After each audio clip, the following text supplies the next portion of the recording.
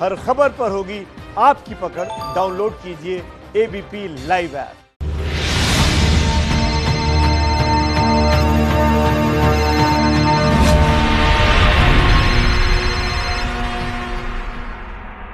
जिंदगी भी एक मैच होती है जिसमें टॉप ऑर्डर बिखर जाए और आपका मिडिल ऑर्डर की इच्छा शक्ति, संकल्प शक्ति मजबूत हो तो आप जिंदगी का मैच जीत सकते हैं। नमस्कार, मैं अनुराग मुस्कान घंटी बजाओ शो में आपका स्वागत करता हूं। आज का मुद्दा है संकट में फंसे मिडिल क्लास को, यानी हम और आप जैसों को राहत दिलाने के लिए घंटी बजाओ। लॉकडाउन में आई मुसीबतों के बीच सरकारों ने क्या किया? गरीबों को राशन दिया, उनके खाते में पैसा दिया। अमीर तो पहले से ही सक्षम है। ऐसे में ईमानदारी से टैक्स भरने वाला देश की करीब 38 करोड़ मध्यम वर्गीय जनता पूछने लगी, संकट में हमें सहारा क्यों नहीं? क्या मुश्किल मिडिल क्लास परिवारों पर नहीं आई? क्या रास्ता मदद का हो सकता है? अब पूरी रिपोर्ट बहुत ध्यान से देखिए। सहमत हैं तो घंटी बजाकर अपनी आवाज सरकारों तक पहुंचाइए।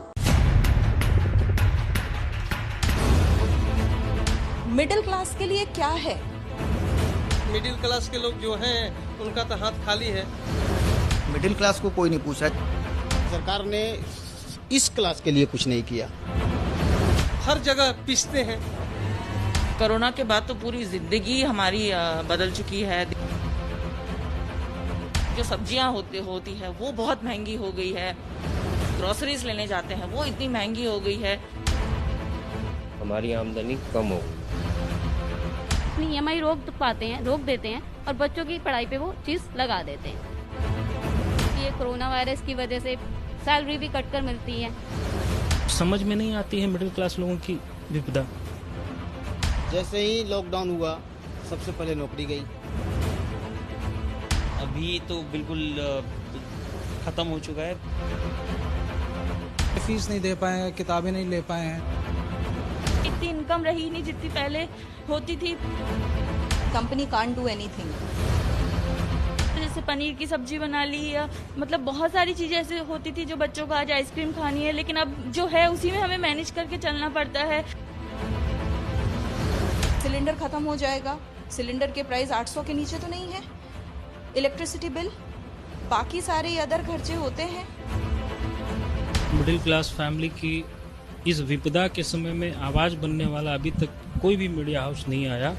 एबीपी न्यूज को मैं दिल से धन्यवाद देता हूं। एक अनुमान है कि देश की आबादी में करीब 28% यानी 38 करोड़ लोग मध्यम वर्गीय हैं। कौन हैं ये लोग? ये मिडिल क्लास नागरिक उस परिवार से हैं जिसमें काफी लोगों ने एक बार प्रधानमंत्री के आह्वान पर अपनी गैस सब्सिडी देश के लिए छोड़ दी। ये मिडिल क्लास नागरिक उस परिवार से हैं जहां बुजुर्गों ने रेल टिकट में मिलने वाली छूट देश हित में छोड़ दी। ये मिडिल क्लास नागरिक वो परिवार हैं जिनकी सैलरी तय तारीख पर ना मिले तो बजट घर का गड़बड़ा जाता है। लेकिन ये मिडिल क्लास नागरिक देश के लिए वक्त पर ईमानदारी से टैक्स भरते हैं। ऐसे ही हर नागरिक से अब देश के प्रधानमंत्री कहते हैं, ये हमारी इच्छा शक्ति, हमारी बहुत बड़ी स्ट्रेंथ है। एक राष्ट्र के रूप में हमारी बहुत बड़ी ताकत है। मुसीबत की दवाई, मुसीबत की एक ही दवाई है, मुसीबत की दवाई मजबूती है। लेकिन जब कोरोना के कारण लॉकडाउन में देश बंद हुआ तो कोरोना वॉरियर्स के लिए एक आह्वान पर ताली थाली बजाने वाले ये मिडिल क्लास फैमिली के नागरिक अब मुसीबत में मजबूती की दवाई कहां मिलती है पूछते हैं। या तो मैं जा करके कहीं कूद करके जान दे दूं, मतलब परिवार सहित, या तो यही कर लूं। तो गवर्नमेंट इसका भी तरीका बता दे मुझे कि क्या करना है। फिर कल को ये ना हो जाए कि नहीं आपने आत्महत्या की कोशिश की तो ये धारा लग गई आप पे, ये भी ना हो। लखनऊ की प्रिया अपने पति के साथ निराशा के इस माहौल में स्कूल दाखिले के लिए तैयार बेटी को ABCD पढ़ा रही हैं, जब इस मध्यम वर्गीय परिवार का आर्थिक गणित लॉकडाउन के कारण फेल हो चुका है। प्रिया और मनीष को देखिए। प्रिया एक कंपनी में HR में काम करती थी, वहीं मनीष फ्रीलांसर का काम करते थे। फिलहाल लॉकडाउन में क्या परिस्थिति है इनसे जानते हैं। प्रिया की नौकरी लॉकडाउन ने ले ली। फ्रीलांस का काम करते पति मनीष को काम मिल नहीं रहा, सेविंग खत्म होने लगी, इसलिए प्रिया पूछती हैं एक सवाल जो बहुत से मिडिल क्लास परिवारों का सरकारों से है। लेबर क्लास लंगर खा लेगा, रिच क्लास अपने पास भरपूर रखा हुआ है, मिडिल क्लास के लिए क्या है? क्या है? उनको तो रेंट भी देना है, उनको टैक्स भी पे करना है, उनको गरीबों की मदद भी करनी है, उनको सब कुछ करना है, लेकिन वो कहाँ से करे जब उसके पास अपने ही घर में अनाज खत्म होने को है।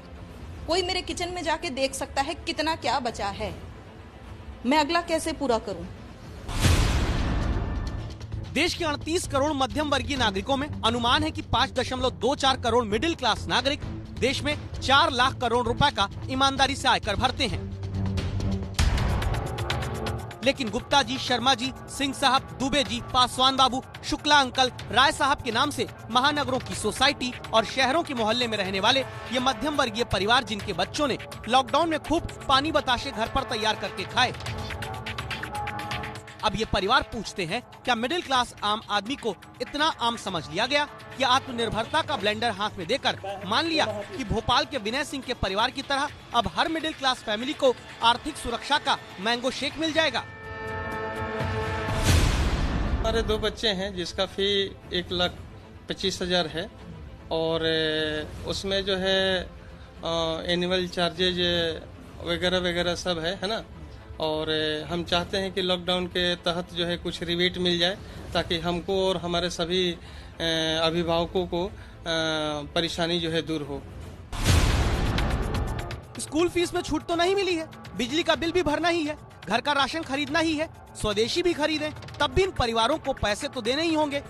इसीलिए पटना में संवाददाता निधिश्री से फाइनेंशियल सर्विस देकर अब तक अपना परिवार चलाने वाले प्रतीक कुमार पूछते हैं, नौकरी चली गई, मिडिल क्लास को कौन सी मदद मिली?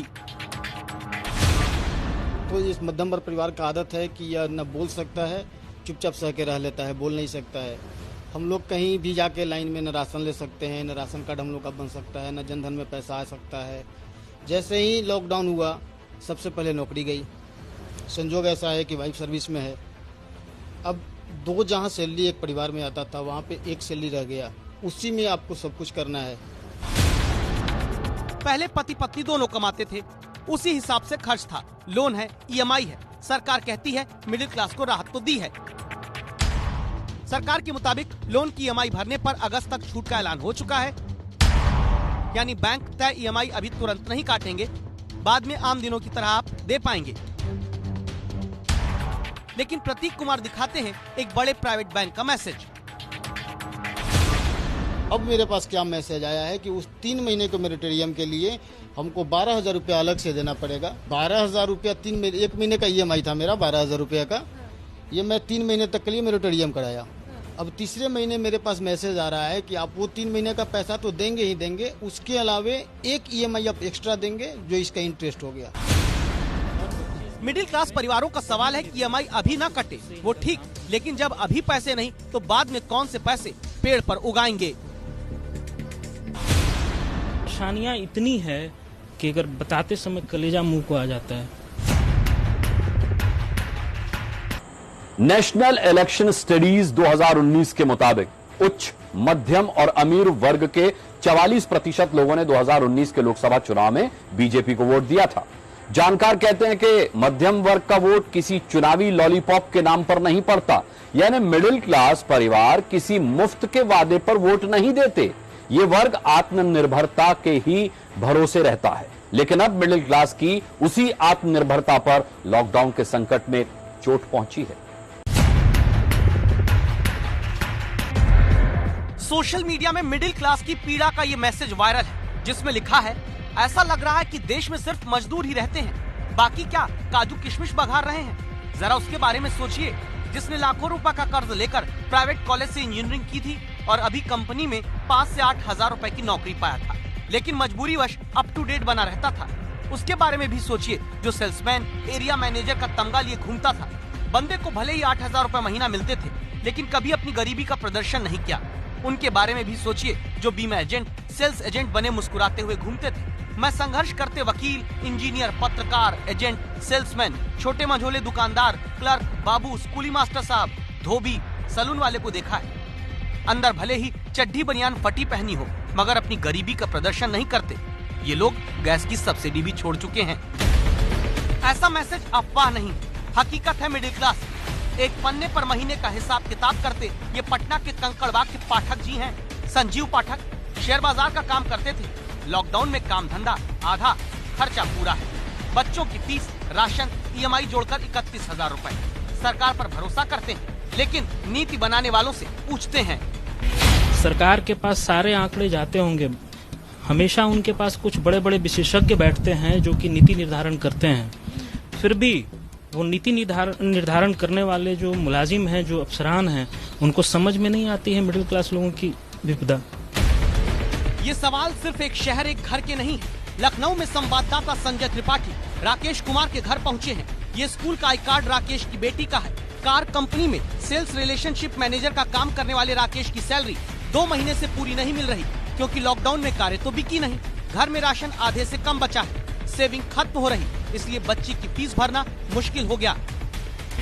जिस तरह सैलरी आती है उसी तरह खर्चे होते हैं, वैसे ही EMIs बंधी रहती हैं, तो वो कहीं ना कहीं उसका इफेक्ट आया है। इसीलिए फीस नहीं दे पाए हैं, किताबें नहीं ले पाए हैं, तो ये सारी चीजें हैं कहीं ना कहीं इफेक्ट डाले।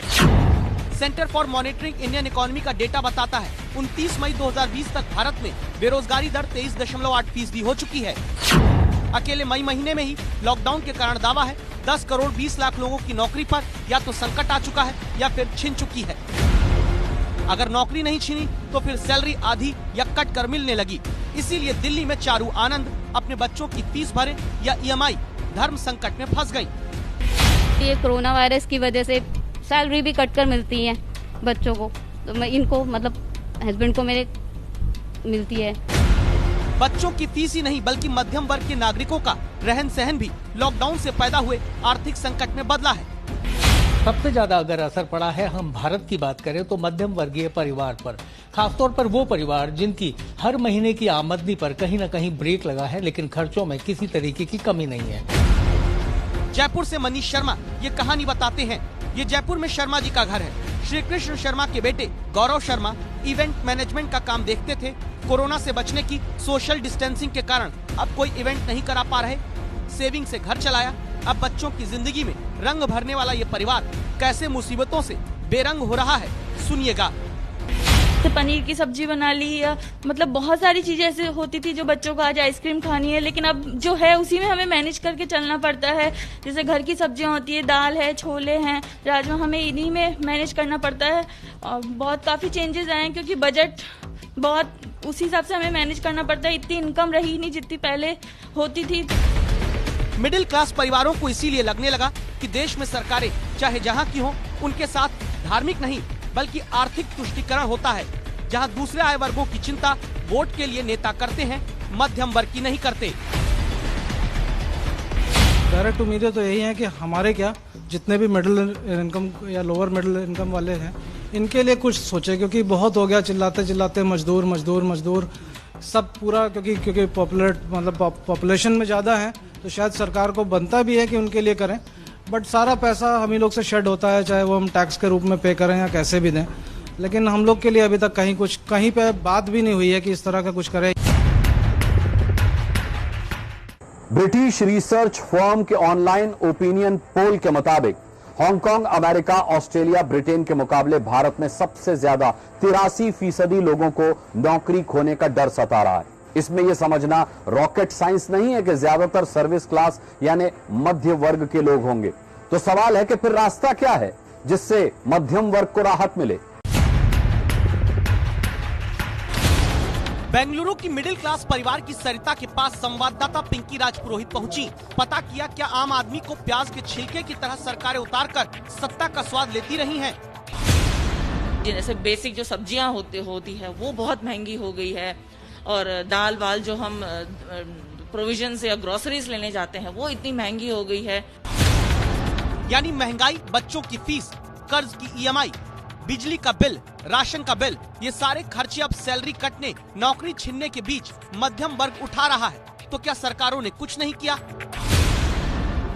हमने बहुत अच्छी स्कीम्स लेकर जिसके सीधे सीधे जो बेनिफिशियरी है वो मिडिल क्लास है। जैसे उड़ान स्कीम हो, जैसे आपके आयुष्मान भारत स्कीम है, जैसे मुद्रा स्कीम है, इसके जो बेनिफिशियरी है वो मिडिल क्लास है। और खासकर अगर आप देखें ऐसे समय में जब महामारी है, उसमें इस महामारी में लॉकडाउन के समय में एमएसएमई सेक्टर इम्पैक्ट हुआ और एमएसएमई में कौन काम करता है? ज्यादातर जो लोग हैं मिडिल क्लास के लोग हैं। और जिस तरह से प्रधानमंत्री ने बड़े बड़े फैसले सुनाया, जिस तरह का सरकारी खजाना खोल दिया है उन लोगों के लिए, उससे समझ में आता है कि प्रधानमंत्री ने मिडिल क्लास का पूरा ध्यान रखा। हम शुरुआत से क्या कह रहे हैं, मध्यम आय वर्गीय को क्या चाहिए? उनको पे चेक प्रोटेक्शन प्रोग्राम लागू होना चाहिए। इटली में हुआ, इंग्लैंड में हुआ, अमेरिका में हुआ, जर्मनी में हुआ, जापान में हुआ, साउथ कोरिया में हुआ, मलेशिया में हुआ, आयरलैंड में हुआ। हर जगह जहां सरकारें जहां कोरोना से जूझ रही है, वहां पे अगर किसी व्यक्ति की नौकरी जाती है तो सरकार उसके खातों में सीधा पैसा ट्रांसफर करा रही, और हमेशा के लिए नहीं, कुछ समय के लिए। और मध्यम आय वर्गीय बड़े स्वावलंबी लोग होते हैं, उनको हमेशा के लिए ये नहीं चाहिए कि आप उनको हर महीने उनको डालो। कुछ समय जब आपदा काल है, आप उनको डालो। एक उदाहरण देखिए, जर्मनी ने इन्फेक्शन प्रोटेक्शन एक्ट बनाया, जिसमें बिजनेस बंद होने पर भी कंपनी के मालिक को 6 हफ्ते तक कर्मचारियों को सैलरी देनी होगी। सरकार इसके लिए कंपनी को पैसा देगी। देश में सरकारें कहती हैं मध्यम वर्ग को राहत देने के लिए ब्याज दर घटा दी, लेकिन इकोनॉमिक एक्सपर्ट धीरेन्द्र कुमार बताते हैं इससे फायदा भी है, नुकसान भी। ब्याज दरें कम हुई है और इसका एक फायदा है और इसका एक नुकसान है। फायदा ये है कि आपने होम लोन लिया है तो भविष्य में इसकी दरें कम होंगी। आपने किसी भी तरह का लोन लिया है तो उस ब्याज दरों में कमी का फायदा मिलेगा।